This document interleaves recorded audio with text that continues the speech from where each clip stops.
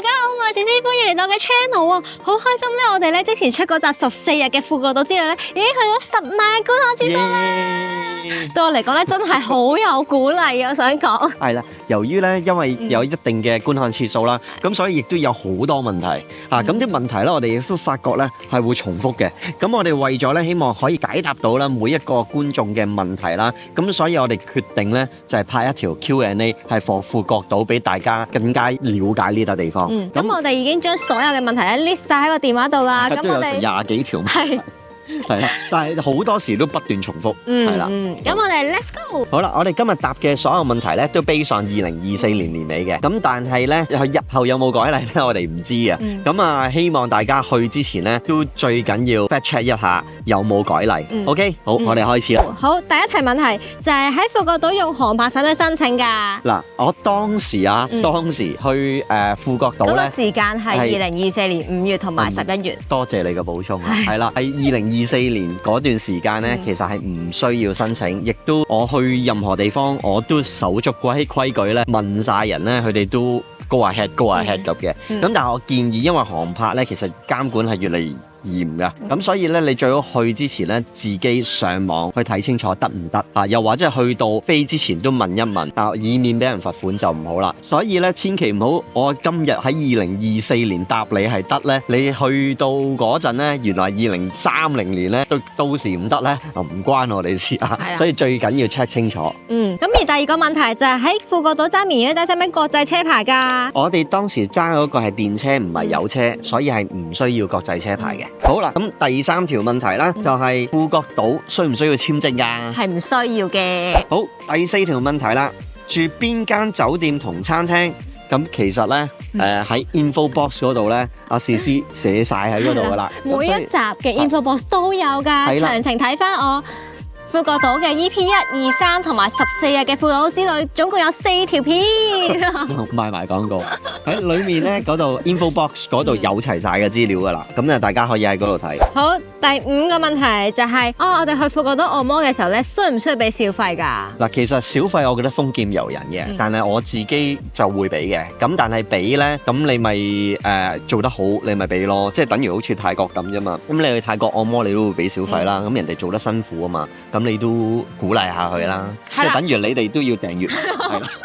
咁就到有最大嘅支持啦，同埋咧唔好 skip 我影片裏邊咧任何嘅一個廣告。咁咧我想補充少少啦，我哋咧之前咧富國島咧4集裏邊咧都有推介過富國島中部咧有同一間嘅按摩店咧係佢個性價比好高啦，而且係我哋不停復出嘅。咁如果有興趣嘅話咧就可以去睇翻啦。好，第6題問題就係可唔可以用信用卡㗎喺富國島？嗱，咁基本上你商店咧其實同你任何東南亞地方一樣噶啦，商店有得碌卡嘅，咁但係當然你去夜市啊，一啲街鋪啊嗰啲咧就冇呢啲服務嘅，好多時都咁。同埋我亦都唔建議喺啲小店去碌卡，因為免得俾人盜用就唔係咁好啦。嗱，我唔係詆毀任何嘢啊嚇，但係我建議去呢啲地方大型商店碌卡，我覺得冇問題嘅。第7條問題喺邊度唱錢㗎？嗱，咁喺富國島咧，其實咧喺金鋪咧嗰個匯率咧係最抵嘅，咁所以都會 recommend 大家喺任何嘅金鋪嗰度唱錢。冇錯，好，跟住之後第8條問題係用咩貨幣㗎？同埋 Apple Pay 可唔可以用到㗎？咁其實咧喺富國島咧就可以用越南盾啦或者美金嘅，咁但係咧我哋自己親身去過2次咧，就覺得其實越南盾呢個匯率係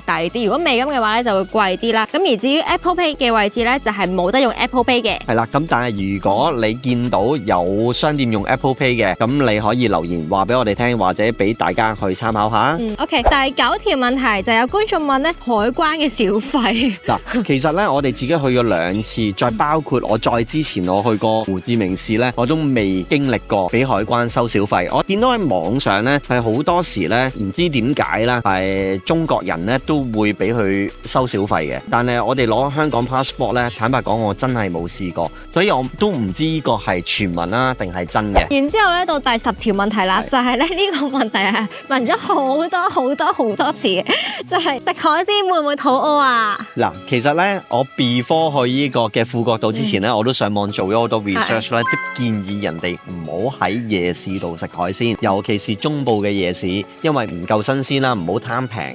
咁所以咧，我哋自己就冇喺夜市度食過任何海鮮嘅。我哋如果要食海鮮咧，我哋都會去一啲嘅餐廳啦，比較即係貴少少，其實貴極有限啦嗰度食嘅，但係貴少少啦，咁都 OK 嘅。咁我哋亦都冇試過。係咯，你之前食過餐蟹都冇試。我哋食過咁多餐，去咗2次，哇！真係食過我諗超過20餐啦，係嘛？至少20餐啦，咁多日都冇試過肚屙，但係亦都真係我亦都有啲朋友去亂咁食嘢咧，冇做 research 咧咁就瀨嘢嘅。咁所以如果你唔想肚屙咧，你可以睇嗰4集富國島咧。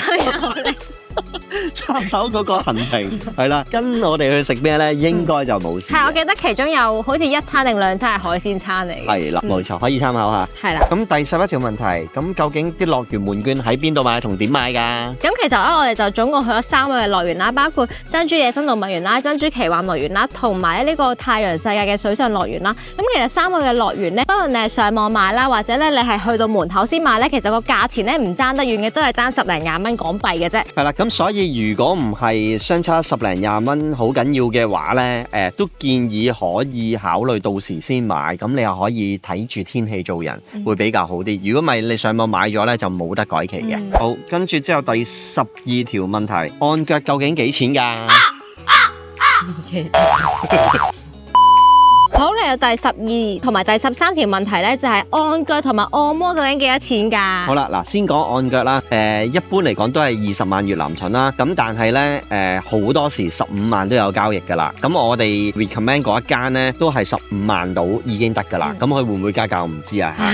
咁而如果按摩咧，我記得泰式按摩咧，我哋2個人都係圍翻大概53至55萬越南盾2個人1個鐘。係啦，咁呢個作參考先啦。咁都係比較平嘅，我哋去嗰間。如果大家揾到更加好嘅，又可以喺個 info box 度同大家分享啦。好，然之後第14條問題就係富國大世界應該要用幾多時間去遊歷呢個地方呢？嗱，我就覺得呢，其實如果你唔係好似我哋咁樣，又要拍嘢又要影相，你真係純粹去超去玩，我覺得2個鐘至2個半鐘呢係夠嘅。因為其實我覺得富國大世界都唔係話好多商鋪啦，我覺得最好食係食嗰個雪糕同埋坐嗰個船去睇下嗰個景咁樣。係啦。咁但係又真係冇得 shopping 啊，或者係其實租架綿羊仔喺嗰度遊歷都好快遊歷完。係啊，冇錯。所以其實2個半鐘我覺得夠晒㗎啦。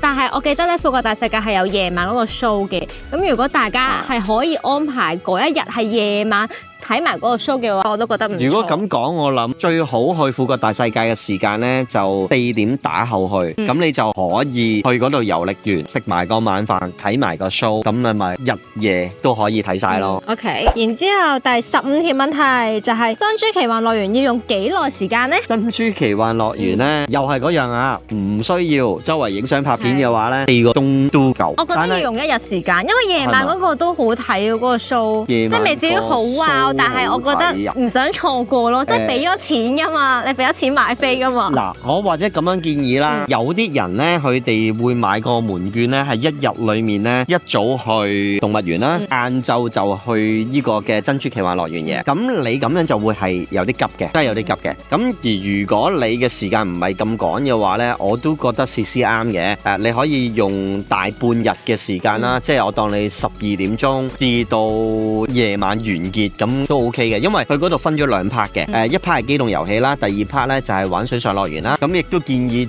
如果2樣都玩嘅話，可以玩咗機動遊戲先，跟住晏啲咧太陽冇咁曬，咪去玩下水上樂園咯，都唔係一個壞嘅選擇。但係如果你真係買1日去晒2個地方嘅門券咧，咁我諗你就未必可以玩得晒所有嘢啦。我哋上次都玩唔晒，其實我上次唔知道有水上樂園啦，因為都係第一次去啦。咁但係我覺得咧，如果你哋屋企係有小朋友啊，同埋小朋友一齊去咧，其實水上樂園係非常之適合，因為我哋見到啲小朋友玩得好開心。其實嗰個水上樂園好過太陽世界嗰個㗎，係好過太陽世界。太陽世界嗰個好多喎，太陽世界嗰個其實冇乜料到。如果想知嘅話，可以睇翻我之前嘅影片啦。真係好多，同埋佢係多好多設施咯。太陽世界嗰個因為真係得嗰幾樣嘢玩，如果你唔係真係想搭去嗰個所謂全世界最長嘅纜車咧，其實嗰度真係冇乜嘢玩。係啦。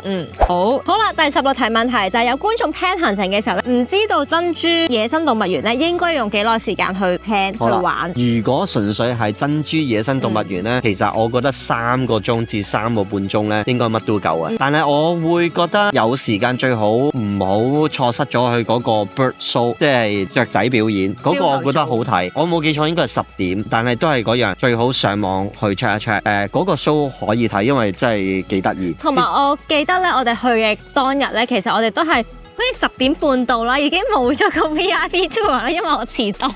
係啦，咁佢個 VIP tour 係乜嘢嚟嘅咧？其實所謂 VIP tour 咧，係只係嗰架golf 車咧係4人座位，咁就係 for 你哋一家咁樣去歷遊嗰度一個動物園嗰度，係啦，去歷遊歷一個 golf car 去遊歷嗰個地方。咁我哋去到咧冇咗呢個 VIP 咧，就係變咗一個大嘅 golf car，就好多人咁樣咯。其實冇乜太大分別，個分別就係如果你自己一家人，你可以隨時叫個司機停落車影相，而我哋成 group 人咧就係真係一路行一路係，同埋個司機會決定咩位停咯，即係你冇得自己揀咯。冇錯，但係其實真係坦白講，唔係好玩嘅啫嗰度。去個野生動物園咧，嗰架巴士咧，其實就真係同啲動物嘅距離好遠，唔係真係好似大家我幻想啦，唔知大家係咪咁幻想？我開頭以為咧，好似人哋嗰啲咧坐吉普車又或者點咧，係隻獅子會喺你前面。我哋之後又有啊！我哋之後咪就係坐嗰架巴士，然之後佢喺跟住條路行咯。好遠噶嘛？哦，都係。我講個距離。哦，係，但係我哋都睇到啲犀牛打交。係啊，犀牛打交啦，屙屎屙尿都睇。仲有啲斑馬咁樣，好搞笑。好，第17題問題咧就係太原世界究竟要用幾耐時間呀？嗱，我就覺得3個鐘好夠，因為嗰度真係乜鬼嘢都冇咁滯。但係當然啦，我哋去嗰段時間咧，見到佢不斷開發緊，唔排除你哋隔多1-2年去咧，會多咗好多嘢嘅。咁但係如果喺2024年年尾嗰個 moment 咧，我覺得3個鐘夠。係，同埋我記得咧，當時我哋去玩嗰個水上樂園嘅時候咧，我朋友咧就着比基尼啦。咁當時嗰個姐姐就話唔可以啦，因為唔知係驚。因為佢話唔得嘅原因咧，係驚佢玩嗰啲過激嗰啲上滑梯咧會甩啊。要着到啲大媽泳衣先批准玩。One Piece 嗰啲啦，唔好話大媽，可以着得好靚嘅。係啦，咁啊 One Piece 嗰啲咧，佢先可以俾你玩機動人。所以如果着比基尼嘅女仔咧，咁就真係要留意一點啦。OK， 好。係啊，同埋咧，我記得當時我哋去嘅時候咧，過山車都係冇開㗎。係啊，執咗粒啊，佢唔知做乜維修。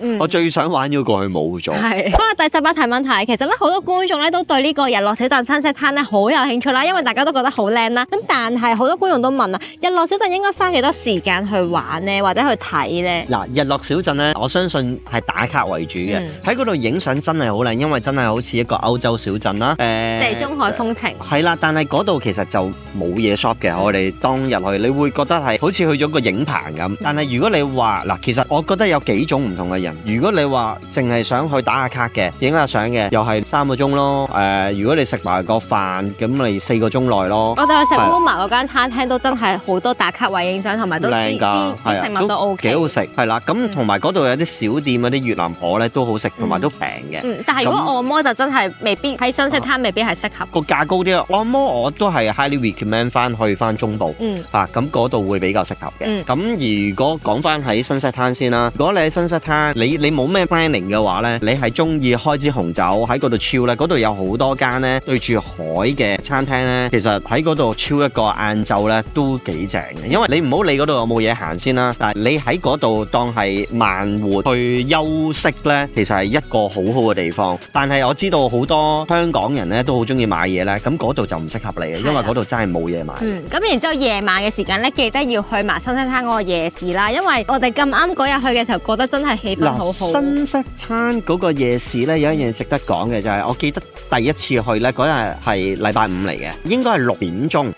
因為佢哋啲 schedule 我發覺咧，我哋第2次去嗰陣咧好多嘢都改咗。我諗佢仲係發展中啦，所以啲嘢都唔定，就係煙花嗰啲都改咗。我陣間再講一講。首先喺嗰個星期5嗰個夜市咧，我哋6點鐘去咧，佢直頭有個街頭表演咧，由夜市嘅街頭表演到去街尾，係好好開心啊，因為佢一路表演，一路成個人群咁樣跟住佢行咧，哇！成個氣氛簡直係一流。咁當時我哋真係覺得好正，因為去睇完嗰個街頭表演咧，就直接睇埋 Kiss of the Sea 嗰個 show， 咁所以你會見到內容好豐富。係啦，咁但係呢個位咧又係有嘢想同大家講喎，我哋第一次去富國島，即係 EP 123嗰陣時咧，我哋介紹嗰個 Kiss of the Sea show 咧，個煙花表演係好正，起碼都有10分鐘。10分鐘。但係大家留意啦，我哋第二次去即係2024年年尾11、12月去嘅時候咧，就係14日富國島之旅嗰條片啦。我要講清楚俾大家聽啊嘛。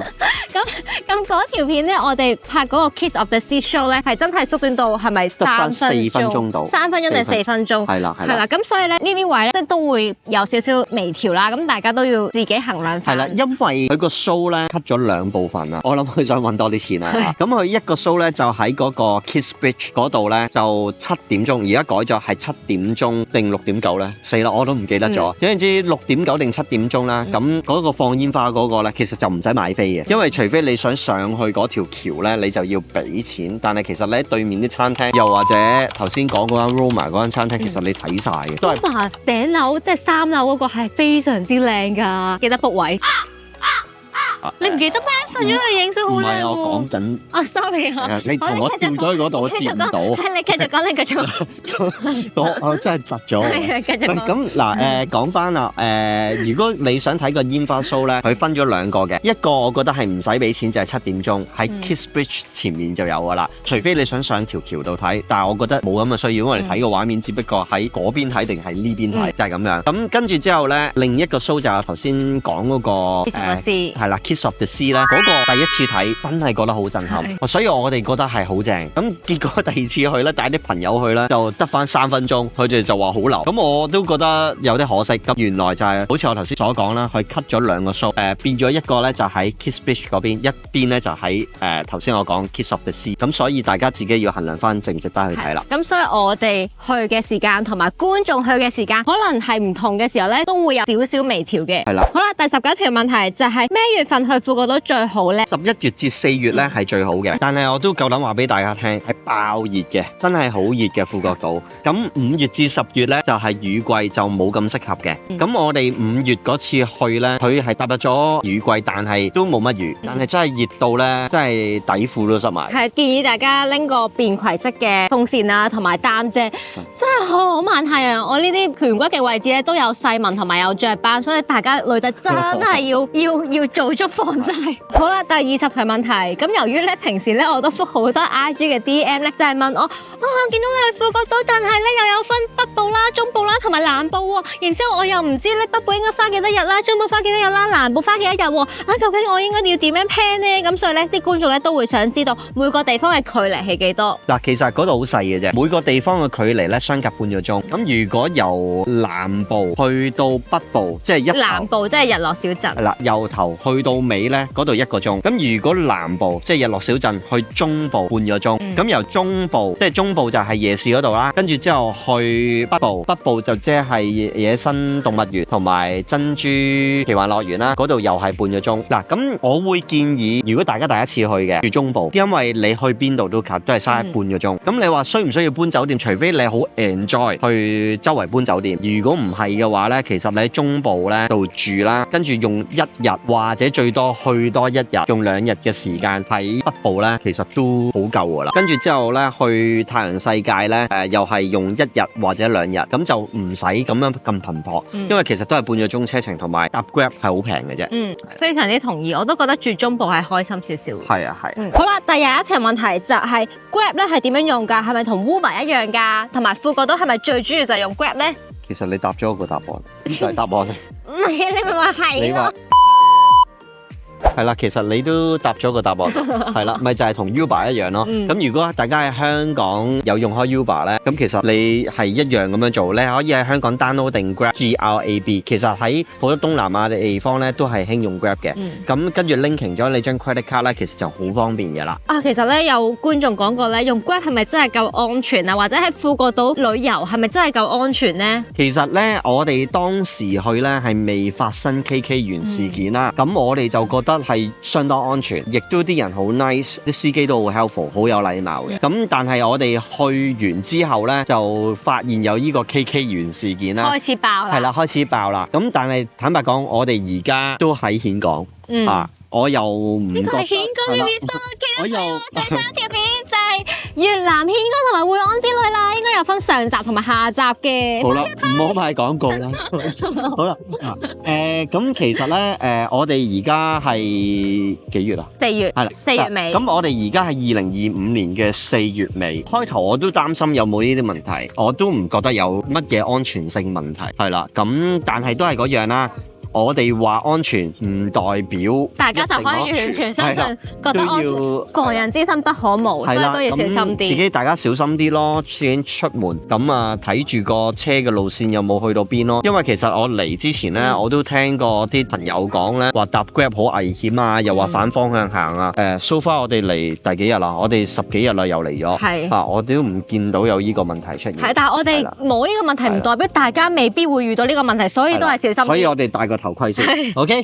好啦，因為我哋去緊旅行期間咧，又再收集到唔同觀眾對於好多富國島嘅問題啦，所以我哋決定將條影片加長，加多咗10題問題，諗住可以詳盡啲咁樣解答大家。好啦，第22題問題啦，就係有幾個觀眾咧都重複問咧 Venus Hotel 呢個房型咧係乜嘢啦？因為都真係好多人對於我哋個房型有興趣啦，因為嗰個煙花都真係幾大幾靚啦，咁所以我哋個房型係咩啊？Amoros Infinitus Ocean View。咁你去 Booking.com 咧，你會揾到呢個房型噶啦。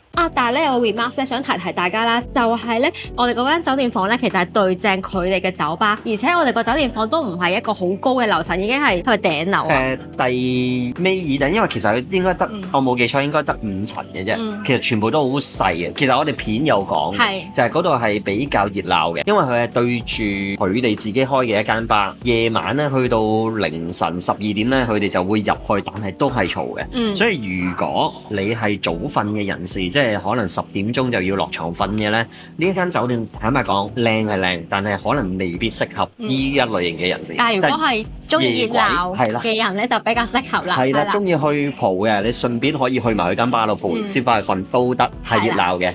係啦。好啦，跟住第23條問題咧，咁啲觀眾就係問咧，其實我哋去富國島用咩電話卡㗎？咁我記得咧，我 IG 咧都分享過好多次啦，但係我唔肯定我 YouTube 咧有冇分享過。其實咧過往有唔同嘅旅行咧，我哋都係用緊 Cool Data SIM 卡嘅。咁因為咧呢一個嘅 SIM 卡咧，我自己覺得係真係幾方便啦。即係你去旅行之前網上 book 啦，咁你就可以喺機場嘅位置 pick up 嗰張電話卡啦。香港機場係啦，香港機場 pick up 嗰個電話卡啦。咁然之後就直接落機嘅時候自己換就得㗎啦。咁我自己覺得佢哋嘅數據咧都真係算係幾穩定嘅。係 OK 嘅。好啦，去到第24題啦，就有觀眾問咧，富國島咧好似冇乜嘢買啦，冇乜嘢玩啦，同埋咧富國島嘅北部咧，其實係咪真係比較新，需要時間發展咧？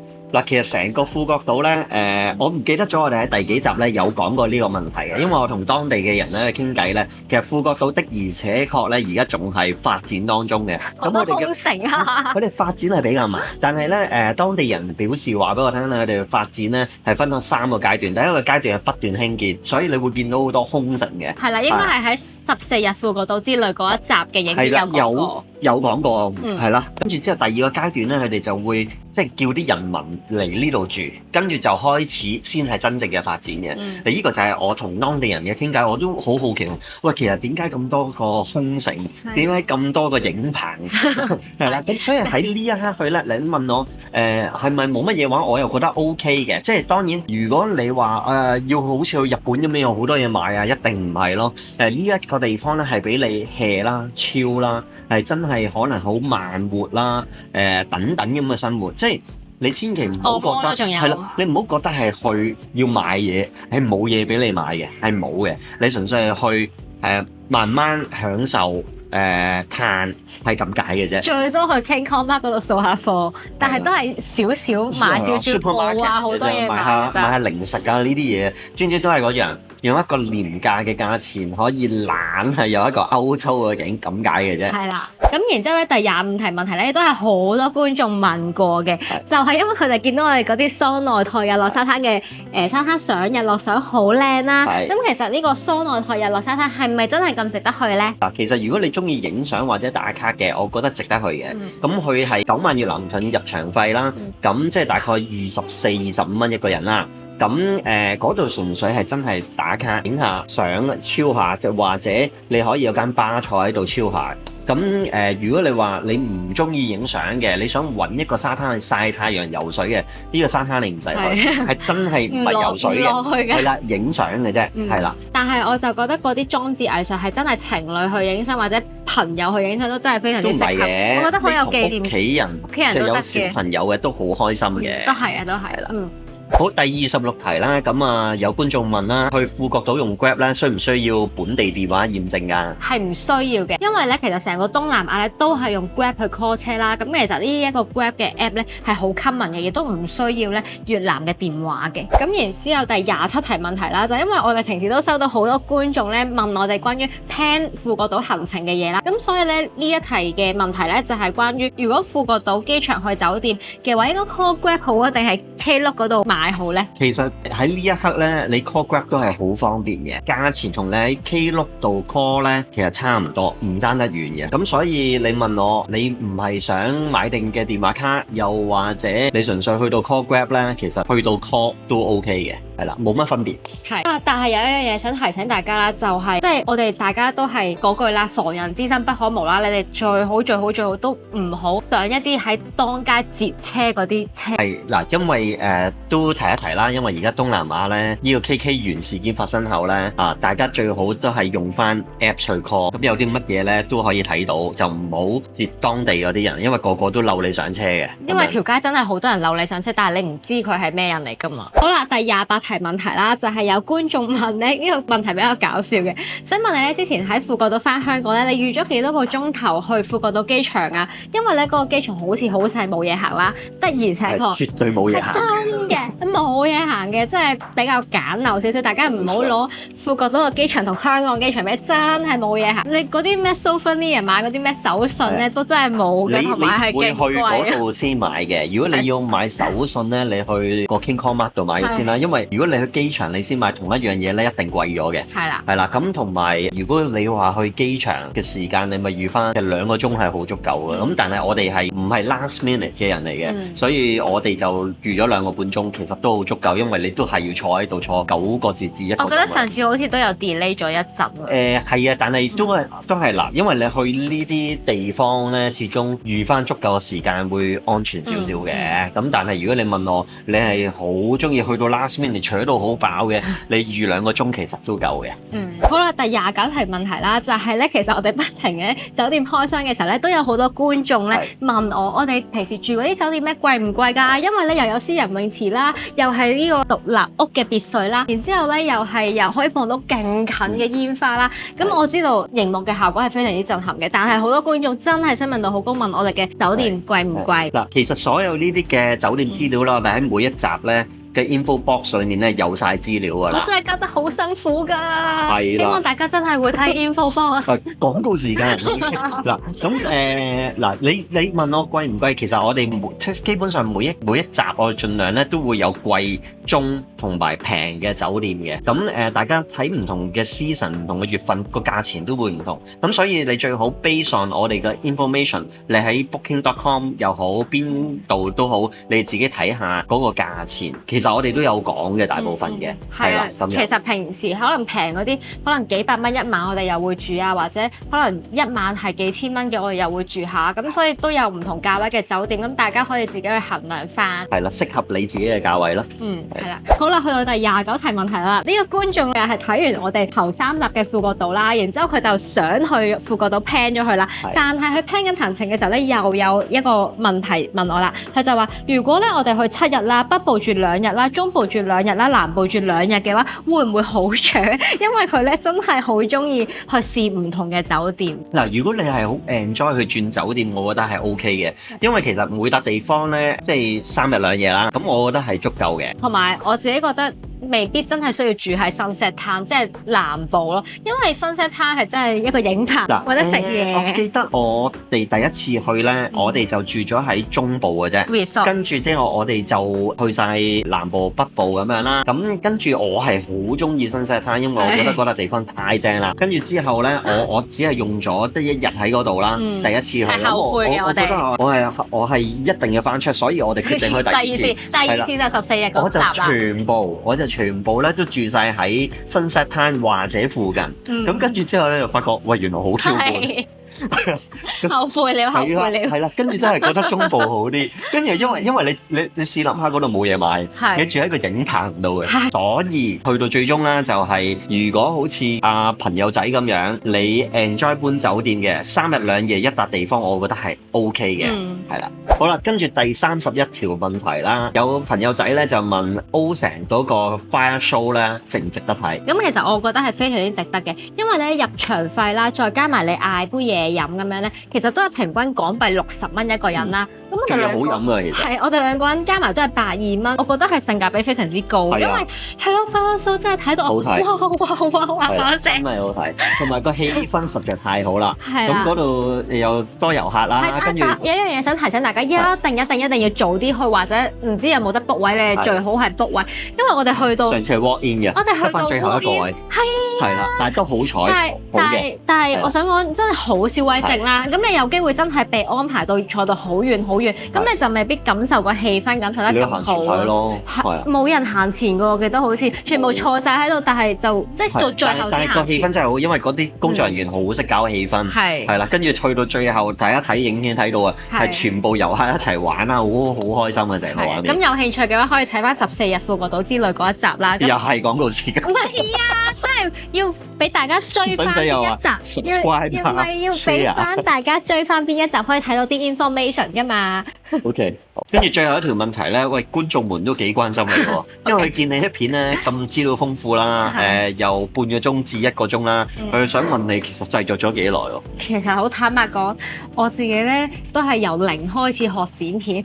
我上一集14日富國島之旅嗰條影片咧都超過1個鐘啦。咁但係其實我哋即使係1個鐘以上嘅影片咧，我哋成個片嘅內容咧都係非常之豐富，同埋個 beat 咧都真係快嘅，因為我唔想觀眾覺得悶啦。咁所以我真係剪咗好耐，起碼剪咗2個禮拜或以上，又要加中文字幕啦，又要加英文字幕啦，又要加 Google 嗰啲Google Map 嗰啲地址啦，然之後又要整下 Booking.com 嗰啲 cap 圖，希望可以俾詳盡啲嘅資料俾大家。係啊，所以咧，仲有 info box 添啊，都我自己打㗎。因為我發覺好多觀眾問有啲嘢咧，嗱坦白講，可能觀眾們唔知啫 ，info box 係有好多資料嘅，唔好浪費咗。例如餐廳咁樣咧，又有地址啦，又有開放時間啦，又有Google Map 嘅 link 啦等等，所以我真係希望可以俾到最詳盡嘅資料俾大家，希望大家可以去旅行嘅時候或者 plan 行程嘅時候都可以得到最詳盡嘅資料，所以我真係好用心製作，但係都希望大家可以努力支持我，就係 like 我嘅影片啦 ，subscribe 我嘅 channel 啦，同埋咧